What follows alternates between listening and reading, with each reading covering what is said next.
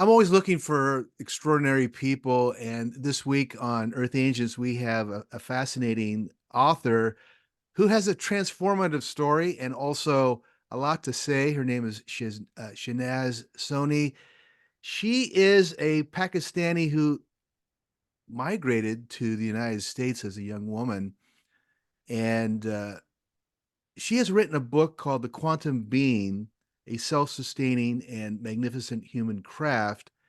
And I had to have her on the program simply because I've seen her in a number of programs, and I just thought that she'd be a good fit, not only because she has a great story, but she is a NASA aerospace engineer. And I got to tell you, that's not something that simply falls off the chair. It's a really important role and a very prestigious role. So we want to hear all about this transformational journey she took. So, Shehnaz, welcome to Earth Ancients. Great to have you on the program. Thank you, Cliff, for this opportunity, and I'm ready to jump off the cliff with you. I saw you in a couple of different YouTube channels and doing interviews, and you're just very free to discuss whatever comes up. And we're going to talk about UAPs and the alien intervention that's going on right now. But to be able to speak freely about that with your interviewer is really great. So I want to start and discuss and talk about uh, your transformation, because this book basically is about your life and what you have gone through as a Pakistani woman, this traditional lifestyle. Was the book a need to give people a sense of freedom that they can have and understand that they're not locked into whatever tradition they were born into? Or is it more just, I mean, give us a sense of why you wrote the book. It's interesting because initially, so from the day one when I came to America, I was being asked, because when I would run into people and I would share any part of myself, like, the culture that I come from or the religious conservative upbringing that I had or sexual trauma that I had or any of those things that I would talk casually to other people, they would kind of say that, oh my God, I've never met anyone like that. So that trigger was always there, right? For like 30 years almost, like I've been here. So I was very aware that people are like wanting to me to share my story. Mhm. However, when I wrote the book in the year 2022, I thought about myself that I'm not an Angelina Jolie, like I'm like nobody. So if I write a book which is all about my transformation, people are going to be like, yeah, like who cares, right? So so I said that I don't want to just write book about my transformation. I want to share something that no matter what people are interested in and is going to help them. So what I did was I kind of made this book as more like it has two parts, two goals in it. One is chapter 1 to 4 is where I share my life, that how someone like me who was not supposed to go to school became a NASA rocket scientist, right? So I covered that in 4 chapters.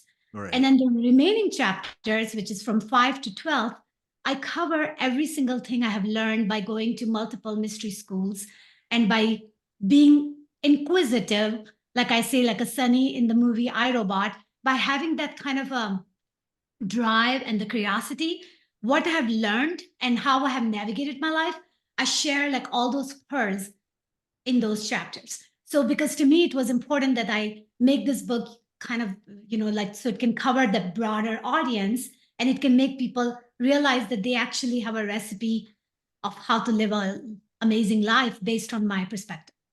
Yeah, and your perspective is very unusual, not only because of what you've endured, but your perspective has expanded. And in one part of your book, you say that you believe you feel like you're not from Earth, like you're perhaps a foreigner, maybe from another planet.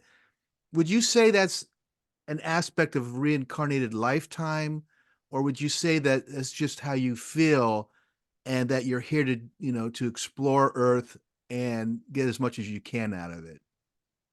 I would say it's kind of both. I think that the very fact that our DNA does our DNA can actually contain like the universe in it. They have done the experiment, right? That it can store terabyte of information. So if you really think about it, we do have a lot more stored than we sometimes bring it to the surface. Similarly, we have our capacity to access pretty much morphogenetic field. So the point is, depending on where you are and how much you want to go into that channel, I was always living in that channel because I was not accepting my physical reality as my full life. Like I was always wondering what is more to the story. And because of my curiosity and because of my expanded way of looking at things, I was able to bring this type of reality in my life where I've done all these incredible dynamic things. And so, what I'm saying is that everybody has access to that curiosity if they choose to. I definitely lived in it, dwelled in it. And it wasn't easy being me at times because, especially when you're not satisfied with your surrounding, which is so hardcore, strict, it can make it very challenging because you feel like you're born in a prison and you want to fly. I mean, it's quite a contrast. Hmm.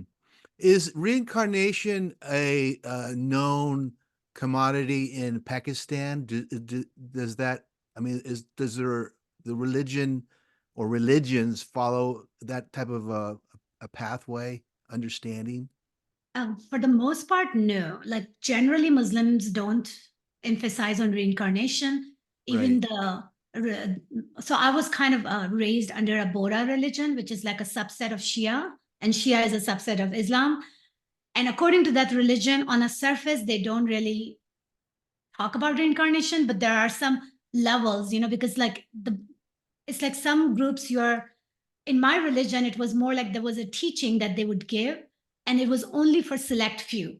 And I had learned that they do talk about reincarnation, but only to people who are part of that teaching, right? So it's kind of like it's like a sacred knowledge. It's like a hidden gem. So it was never available in that sense.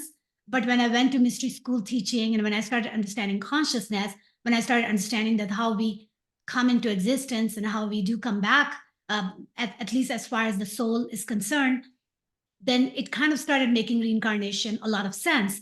But the thing that gets very interesting is when you look at time differently, because everybody has their own definition of time. And that's why, like the whole reincarnation is always connected with past tense or Right. past life.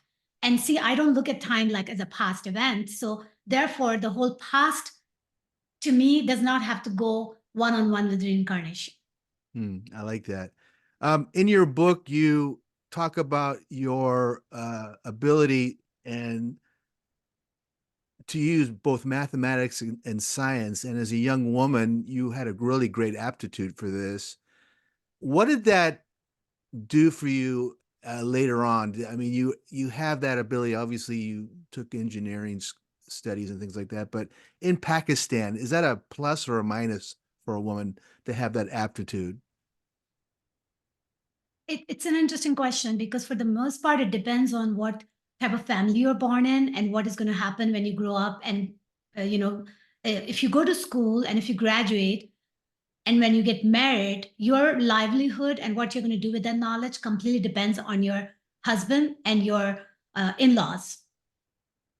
So you truly don't get to decide. So while you're not married, your dad and your brother decides everything about what you're going to do with your life.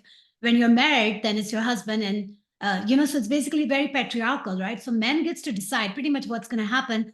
And in general, I have not seen a lot of people like doing what they wanted or what they dreamt of. Hmm. And in my case, I was told by my pragmatic dad that why bother going to school even when you're going to spend the rest of your life in the kitchen. Oh boy, it's kind of depressing. It is. And right. And to me, like, I was like, okay, so the other thing is that there are only few professions that are considered respectful, like being a lawyer, being a doctor. Pretty much those two are the only one, and being a teacher, of course. But so it was very limited in terms of like my possibilities. However, I did not use that as a driving factor. Like I had no idea what's going to happen once I get married, but I wanted to keep going as far as I could in spite of the culture or in spite of the dictatorship or in spite of the conservative way of thinking about life for women. Mm. When did you begin following the sacred arts, these mystery schools? Do you meditate on a regular basis? Yes, I do. And I actually call it light body activation, which is what I teach, because it's Mhm. a very moving meditation, you can say, but it's more of an interactive meditation with everything around you. And it's something you can do pretty much anywhere. But if when you do it outside with the sun and the earth, it just becomes so much more rejuvenating. I I would say that I became very actively involved in understanding the sacred knowledge in January of 2010, which is Hmm. when I actively said that I need to really dive into the knowledge of what it is. And I basically looked for a training program locally here. And I was able to find the school, which is a Center of Applied Metaphysics. And I basically learned everything that they could offer. And then I even taught what they could not offer to other people, like Kabbalah, because to Hmm. me, it was important that I just keep learning and keep growing because that's just the way I am. Yeah, I love that. You mentioned that you have a sense of the ancient technology, the ancient science, the forgotten, the lost sciences of perhaps Egypt. When you say something like that, does that mean that, I mean, and you actually talk about this in your book, there's a picture of you standing next to the Great Pyramid.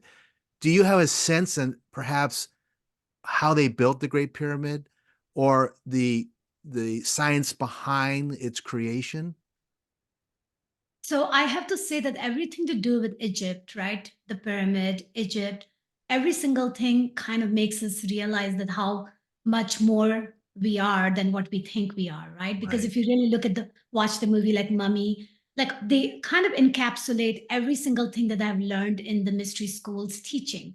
So what it tells me is that all the basic classical physics that we learn in the school, or even everything that we're learning in the school right now, truly will never get us to be living in the time when Egyptians were living with the pyramid around and with all the incredible, like the language that they spoke and the way they carried themselves. And when you look at all the arts where they're actually performing energy healing, they're actually pretty much performing magic. If you really don't understand anything, that's the word you would use. And all of that was embedded in it for thousands of years ago, right? Like when you go to Egypt, there was I don't remember exactly where I was, but I was in one of the temple and I looked up and I was so surprised when I saw the entire, the astronomy. Astrological. Yeah. Yeah, right. All of that was there, and I That's was very Hathor surprised. Temple, isn't it? Yeah, I think that's it. Yeah. And it was all done like it was done with the black background. And it was so incredible. And I'm looking at it and I'm thinking that, how, like, depending on who wrote the history, because history is his story, right? So, right. Exactly. Yeah. And everybody wants to, like, thump their chest and take all the credit. So it's like, like when you listen to Rome or when you listen to Greek, then they will say, oh, we discovered it. But when you really go back in time, sometime you realize that it was already discovered by somebody else. But when you go to Egypt, you pretty much get a lot of answers because there's just so much there. So what I'm saying is that based on the way the pyramid is, and even now what it can do, and based on what happened in Egypt thousands of years ago, which that energy is there when you go inside the pyramid, you feel it in your DNA. I do believe that we were more technologically advanced than we are now. I believe that we're kind of going in the same direction because everything moves in a circle based on Vedic astrology, right? It's kind of like we kind of go through all these ages and we kind of repeat the cycle. So it's kind of an interesting thing that we sometimes don't remember all these things, even though it's already in us to remember it. So what I'm saying is that it's more like an accepting of the fact that we are way more than what meets the eyes, which means that we're capable of being a human craft, right? Being a craft that can ascend, that can fly, that can make miracle happens. Hmm. Do you And think it's pyramid exemplifies that. do you think it's important that we connect with our ancestors, the Egyptians, perhaps the ancient Maya, and not only celebrate their lives, but maybe try to figure out some of their scientific practices? Oh, 100%. And it's not even like we have to figure it out. Like as soon as we connect, I mean, they're like dying for us to connect with them. As soon as we connect, we interact. And when we interact, we change based on quantum physics. You have already changed all your uh, trajectory now. And when you change the trajectory and timeline, then you end up vibrating at the higher frequency. So it happens very instantaneously. But we have to give ourselves a permission that it's time that we should not live in this old paradigm and keep dialing the channels that just makes us feel like trapped and traumatized. Hmm.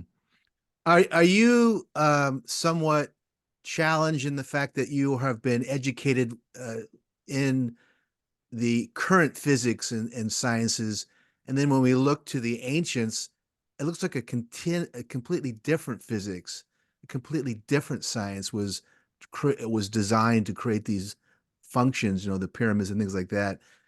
I mean, it's almost like you said that we're coming to that, and we talk about the yugas quite a bit, which is a cyclic system. We've had people on the program talking about that. Um, do you see us connecting with the back to the ancient systems, or do we just evolve in our own way? I think that now with the amount of with the butterfly effect that's going on, I do believe that we're going to be teaching our kids all the things that the mystery schools offer, right? Like people like Mhm. me had to go out of my way to learn that. I do believe that actually it's interesting because I have been coordinating with the homeschool locally, and I'm actually teaching the children who are doing homeschooling the quantum physics, applied quantum physics, right? Oh, So Jesus. yeah, because to me, they don't really mind that. The children Yeah. are loving it, and I love that.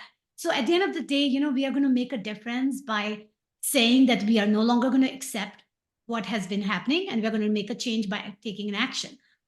And your prior question was that whether studying classical physics or studying science in the school kind of limited my capacity to understand, or at least create any kind of confusion for me. And the answer is no, because see, I never take anything at the face value, which is the Mm. reason I have made this far. So whenever, like even the theory of relativity, when I look at it, I have converted it into explaining my light body activation that I explained to my to people that wants to understand that. Because to me, I change whatever you see something, you have the capacity to look at it from many different angles because you're a hologram. So you see, you can decide, like you don't have to take everything like cause and effect, which is Newton's law of motion, right? I look at that and I apply it in every aspect of my life, right? I'm not going to use that just purely for classical physics. Hmm. I use it like cause and effect to me is equal to golden rule, right? Right. What goes around comes around. So if you think about it, I take whatever the principles are and I make it apply to life because that's just the way I see it. So for me, like I have never been limited by these things because I don't let it limit me because I create my own definition of what it can be. Yeah, I like that, but I mean, I guess my question follows the thinking that these current archaeologists and Egyptologists cannot see beyond their education. In other words, they look at the Great Pyramid and say, "Oh, this is a tomb." When other engineers like yourself will look at the pyramid and go, "Wait a minute, there's too much precision in the way the stones are cut. There's missing parts that may have been mechanisms inside the pyramid," and so forth and so on. So we're left with the people who have a limited vision who are writing our history. And this That's is the true. real problem that we have. What do you say to that? No, I agree with that. And I agree with that. And a lot of time people are so attached to kind of that same linear thinking that in that process, they have to really have a lot of like explanation, right? To kind of pick up one pieces. I don't dwell into that because to me it makes no sense. How can you be so linear when you are like when you've seen your life that nothing linear really works? Like if you really look at your life, think about it. When you wake up and you make a plan for whatever you're going to do, even if you have everything like on a schedule, does it ever happen exactly the way you plan from the beginning to end? Yeah. It doesn't, right? So the fact of the matter is that nothing really is black and white. And I truly don't understand why some people get so attached to it. And yeah, and the interesting thing about Egypt is that people who have been very attached to linear thinking, they are also uh, able to uh, get surprised, right? With the fact that the tools that were used, the tools had a precision like a laser, and that is impossible, especially when you make an assumption that the time at that time they didn't have the technology. So see, there are lots of assumptions because when you go to Egypt and you look at all the um, drawings they actually have a drawings of crafts. They have a like a drawings of flying crafts. They have a Yeah. drawing of astronauts. So there are things that you look at and then you wonder that how did they already have all that when we just in the last 100 years we are doing these things. Yeah. And the thing that is challenging for people who see outside the box is that if you question these so-called authorities, they get very angry at you.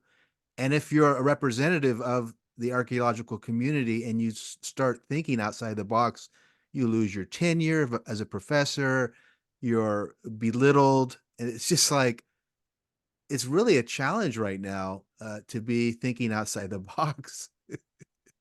Right. So I think that that just goes back to everything right now. Like to me, it's like when anybody is going to limit you through the fear, right? Because they're limiting you through the fear.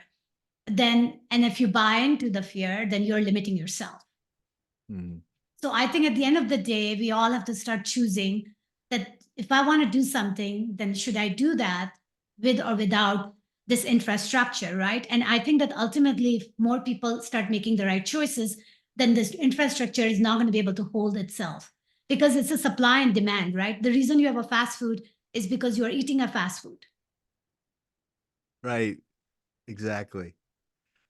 Talk about being a quantum being. What does that mean? That's the title of your book, but what are the aspects of that? And what is this transformational path to reach a quantum being?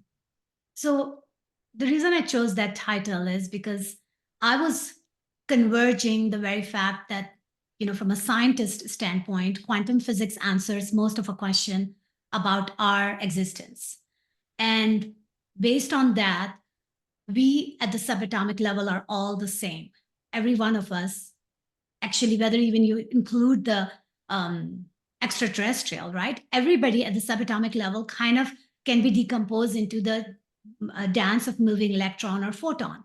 Because I feel like if we really look ourselves under the microscope and what exactly is the driver for our existence, then that ends up boiling down to that. So when you use the quantum laws on electron or photon, then you can use the same law on the human being. The thing about human being is that we do have a soul, which kind of ends up creating that consciousness that can make us truly do the right kind of a quantum dance, which means that when you look at the electron, you affect the electron. So that means that if you add the consciousness in your equation of human, right? Hmm. Then you can actually be the quantum being rather than human being, which means that being a quantum being, you can pretty much decide the destiny of your electron and photon, is what I'm saying. Mm. And because of that, you get way more power in your life given back to you rather than taken away from you. Because anybody who comes to you and says, oh, I have no choice, then that person is not the quantum being. Hmm. Oh boy, that's amazing. We're finishing up with Kali Yuga right now, which is kind of the dark phase in the Hindu Yuga system. But what you're talking about looks like the other end where we're kind of more tapped into subtle energies and the ability to see beyond our own vision. Would you say the quantum being is what we can look forward to as an evolutionary being? 100%, because we are becoming more and more aware of the fact that we have so much more capacity to do beyond our comprehension. I mean, our younger generation right now, and even though like I have 4 boys and all of my boys have been very game oriented, like they were extremely brilliant video game player, which is why one of my son actually, because of that, he ended up creating a complete, like he found his tribe while he was playing a video game, and he actually has created a life using the same principle, where right now he's running a business of and doing better than anybody I know at a very young age. So the point of the story is that he's created that life based on the quantum principle. Like he did not follow the norm that you would, like that people would say, you should go to college, you should get a degree, then you should get a job. He didn't do any of that. And he completely bypassed all of it. And he already started having a life where he basically had all the access to material life. And then he said that now he's already bored and he wanted to retire. So the point is, he did all of that, and he just turned, he's just turned 24. So the point is, he's already lived all of that because he's moving so fast. And what I'm saying is, that's the way we are going. Like our younger generation has so much to teach us, because they are not going to follow, like, like you go and work in a corporate world, you give your life for 30, 40 years, then you retire, and then you take your, what I mean? Like it's a very slow, a very stuck way of living. And quantum means that, like whenever, like I think about anything, whenever I even have a coaching session one-on-one with people, and then they say that, I would love to learn light body activation. And then they say, once I learn that, maybe then I'll become the most amazing person. So I tell them, do you want to learn it really? And they're like, yeah. I'm like, okay, let's do it. They're like, what, right now? I'm like, yeah, that's the quantum way. Like, it's not like you have to wait for anything. You just do what you want to do and attract that right now.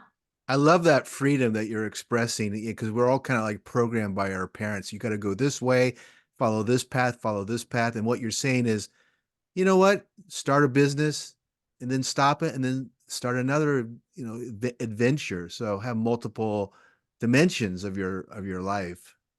Exactly. Because at the end of the day, the thing is that you're continuously learning and growing and evolving.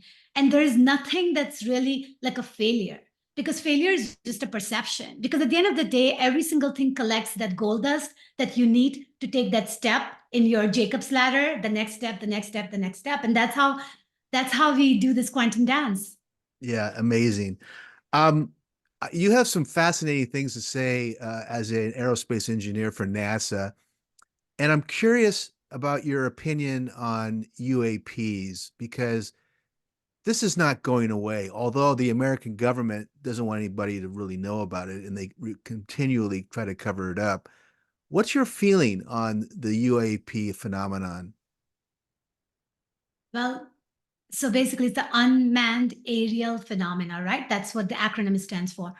And just like we have a lot of creatures under the ocean, right? Because ocean is very vast. Similarly, space is very vast, and we have creatures in the space. The very fact that, we have a lot of, generally, like, military always ends up having more technological, access to more technological items, that are more advanced. They're able to keep a good lid on things that can make us not see certain things, right? Like, for example, you can make sure that before something gets visible to more human beings, it can be dissipated, or it can be kind of disintegrated before you can even get there. You see my point? So there's that going on. I personally think that now, like in the last 3 years, especially, I've had people come to me, send me pictures of things that they saw that made no sense.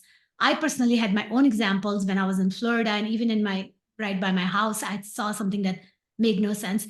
So at the end of the day, what's happening is that people who are already expanding their consciousness by doing things by outside the box, that everything that I share in my book, for example, as soon as you do that, what's going to happen is that you are going to be able to create the opening in your in the way you're going to perceive information. You're going to be able to see things that may have been blocked before, because it's like, if you follow the linear paradigm, right? If you follow the dictatorship paradigm, then you're not going to see something that, because you are so much into this indoctrination, that you're not going to see it. You see? But when you say, you know what, I just want to be free, I want to be breathing, I want to be living, I want to just, I want to open the door to see what is out there. As soon as you say that, you start experiencing them. So yeah. So the point is, what I'm saying is, yeah, they do exist. They are basically there just because everything else under the ocean is there. Like, right, it's as above, so below. We have intelligence all around us. And the only thing is we have to open the door to be able to see them and to validate them. The thing you mentioned earlier that a lot of archaeologists are worried about losing their job. So that's why they don't go outside the box. It's the same thing going on in the space phenomena, that people are only coming out and sharing what they've seen after they have retired or after they're like near death, like it's kind Yes, of. yes, yeah. Aren't you concerned about being outspoken about? And by the way, UAPs is the new term for UFOs, an Right. unidentified flying aerial phenomenon, UAP. Um, I think that like the Pentagon and the military is looking at it with that change in brand name to UAP as what is the physics behind the machine that's flying. But the bigger question is, who are the beings? Where are they from? What is their intent here on Earth? And that's what I'm interested in your opinion. And I'm wondering if you ever get, because you're outspoken now, if one of your bosses were to watch this and go, we're going to need to talk to her. It's kind of funny because I'm actually going to speak on my book, The Quantum Being, on the next Monday at NASA's facility. They Uh-oh. finally gave me the opportunity to do that. So just imagine that. They have no idea what they're getting into, right? But it's, it's going to be fun. So, it's okay. So I'll answer. So there are multiple questions, but okay. So even right after Alex Ferrari's interview, right, I did, and I was very open about my expression. And I had one of my friend texted me and said that you need to get a lawyer, because she was like completely like right. And I'm Yeah. thinking that because I already think about these things beforehand, right? Like I know, and I always tell people too that you always have a choice. So for me, what is the worst thing that's going to happen, Cliff, is that if somebody watches this interview from NASA and then they say, okay, we have a come to Jesus movement, right? And then I talk to them, let's say, and then they say, Shehnaz, you can't do these podcasts because, this is not right for us. And, whatever, for example. Now I have a choice because remember I told you, you always have a choice. So I have a choice to say no to something that I find passionate about because I want to keep my job. I have a choice to do that, right? I also have a choice to say, you know what, if you're going to limit me from my expansion, then I'm going to find somebody who doesn't. Mm. And that's what I choose. Wow. I love that, but wow, that's like a major decision to be made if you're given that choice. You said something that I found was fascinating in another interview. You got this information that you had found out that from the very beginning of any kind of uh, space program that the Americans had employed, that there were always UAPs or UFOs around the launch sites. Can you talk a little bit about that? Because when you said that, I was like, that's that right there is like the biggest secret kept under wraps. You know what I mean? Yeah. And I mean, I guess it was something that I didn't even think about that it was a secret because I live in a different world. But yeah, basically what has happened is that whenever we had to launch the missile for testing and things like that, like at the Air Force Base, and I'm not just going to give the name because I'm trying to keep some information secret.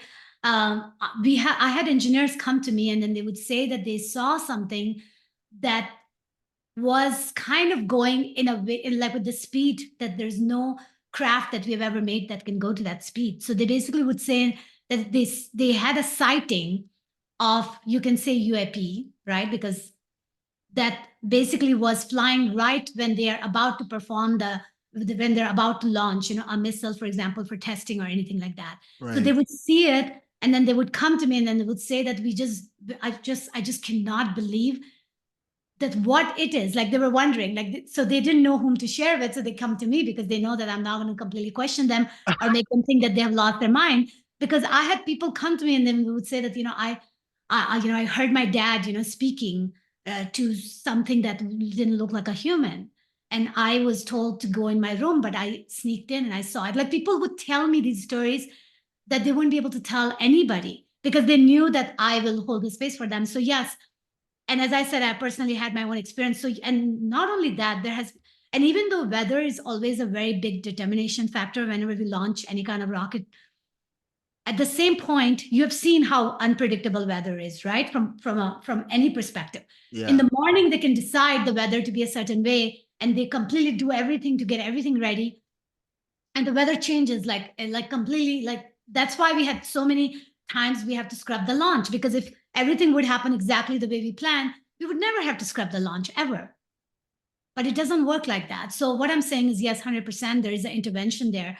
And then going back to your earlier question where you were wondering that who are they? Who are the Yeah, I'm beings? curious if you have any sense, because if you're, I mean, and I don't know how far into this you can get into, but if if they land close to a launch area and they get out and look, or they're flying alongside the missile or whatever, that would be a mind blower.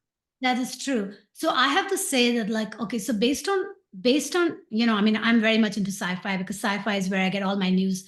But I'm just kidding. But the point, I mean, I really mean it. Okay, so the point is that if you really think about it, that like the whole past, present, and future, right? That we kind of put in a separate category.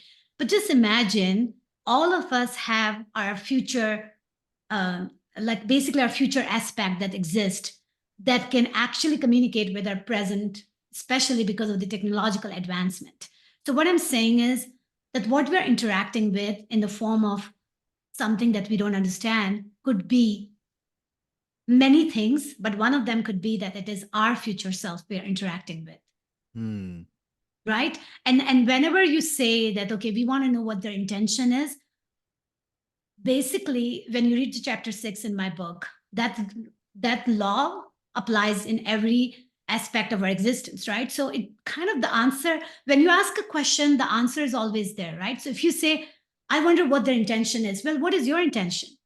You see, because when you watch the movie like Avatar, have you noticed that how, like, generally they show that people who have all the access to technology, people who have all the access to power, what do? They're always uh, making all their decisions from their ego. Are they ever Yeah. making decisions from their divine self? Are they ever making decisions to kind of really say, let me understand it? It's all about, let me use my weapons so I can prove them that who is the big daddy here. You see my point? It's a Yeah. very it's a very broken mindset. So what Well, I mean, that's what I'm I'm trying to also mention, is the fact that with the American military, it's shoot first, then greet later, or and ask questions later. that to me God needs to change. And the only way it's going to change is that we don't keep working for somebody who wants to just run on their ego. We're going to Yeah. have to make that change. We all have to look inside ourselves and really make some hard choices, because it's time that we don't keep doing things just because we're fearful. Because what's the use of living when you are not even living for yourself? Yeah. It's weird. I mean, I'm curious as to your thinking. I mean, if our military has great knowledge of these alien craft, and they're close to these launch areas, you know, I mean, there's a big rumor that some of the early presidents, Eisenhower is one of them, had an agreement with a alien group that we will be here, but if you don't want us to say hello to the public, we won't. But that, to me, and I'm really curious about your opinion on this, if we do not disclose this openness of these alien civilizations to meet with us, and we're constantly hiding this information, doesn't that damage us evolution wise? I mean, I think as soon as we meet an alien civilization, we automatically evolve because we know that we're not the only ones in our cosmos. That is What is very your true.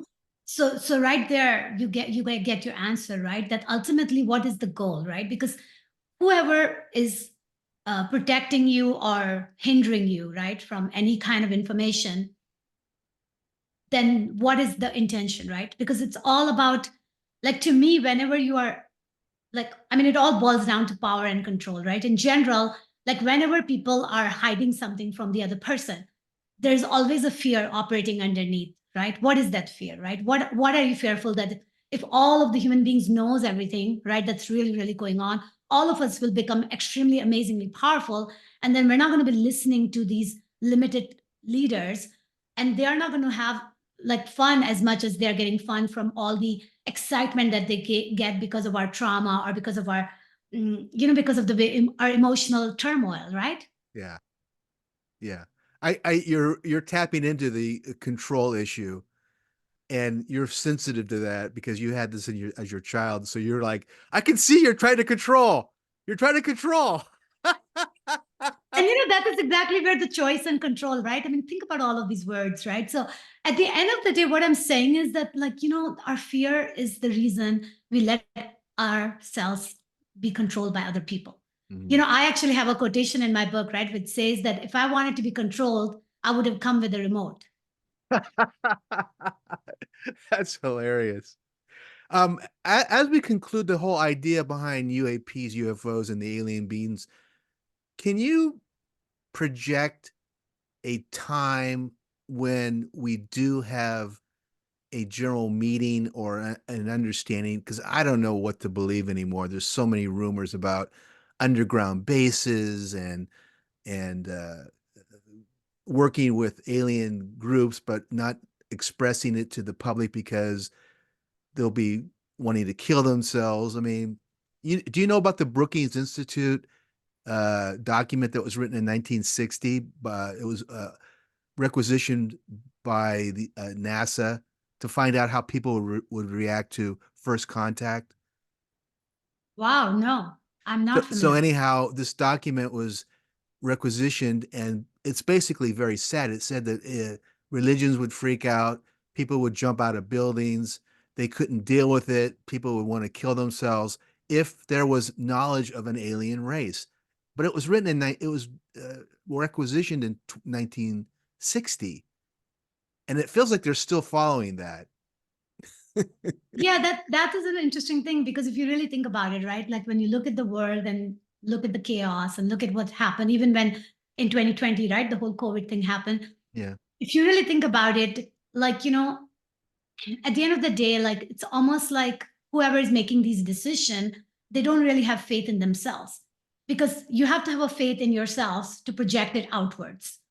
And yeah, there's not everybody's not ready for everything. That is very true. But the very fact that for the last 100 years, people are questioning a lot of things, right? That has been not properly given. So I personally think that there's always pros and cons of everything. But isn't it better? It's almost like, if you're not in a happy marriage and you keep on living in that marriage, right? Whom are you lying to? You're actually lying to yourself. yeah. So that rule applies on every aspect of existence. So to me, the more honest you are, yeah, there are repercussions of honesty, because it doesn't look as pretty as it was looking before. Maybe it may not look as pretty, but ultimately, the universe, and based on the laws of sacred geometry, everything wants to ultimately be aligned, ultimately be harmonious, ultimately be coherent. So Yeah. yeah, we will struggle. Of course, we will have a struggle time. And those are the times when people like Cliff, you and me can help, the masses, right? So that they can integrate the information. But that is just the way it is with everything. I mean, look at all the mess that we already have created without having any alien involved. You hinted at a colleague watching a parent speaking with an alien. Can you talk a little more about that, or any experience or any other colleagues having a one-to-one interaction? Well, what it did to me was that it kind of confirmed the species. We call it grays, right? That Yeah. species does exist, and it was actually partly um, almost like we were the conduit in creating them, because they actually do have the capacity to sustain long space travel. Physically, on a biological level, they can take a long flight. Oh, okay. Exactly. Exactly. So then that kind of is an interesting point of view, because, a lot of time people are asking me now that why am I part of the Artemis mission? Like, why am I doing something with NASA? Like, while we have so much challenges going on Earth. And I tell them that I am open to, working on whatever project excites me. Right now, yeah, I am definitely working on Artemis. And I do believe that us truly going and living on a moon and ultimately colonizing Mars is going to help us expand our understanding of the other beings that have been already working with us, because we won't be able to make this happen if we're not working together. Wait. You said that other beings that are already helping us now? What do you mean by that? Just in general, like my whole thing is that, just like I said about the weather, right, and the launch of the rocket, my point is that we are at the very higher level conglomerating with other star beings, right? Because we wouldn't be able to go to moon after 50 years if we don't do that. So you're saying that on some level, consciously and unconsciously, we're receiving data from these off-world types? Oh, 100%. I mean, all of us are.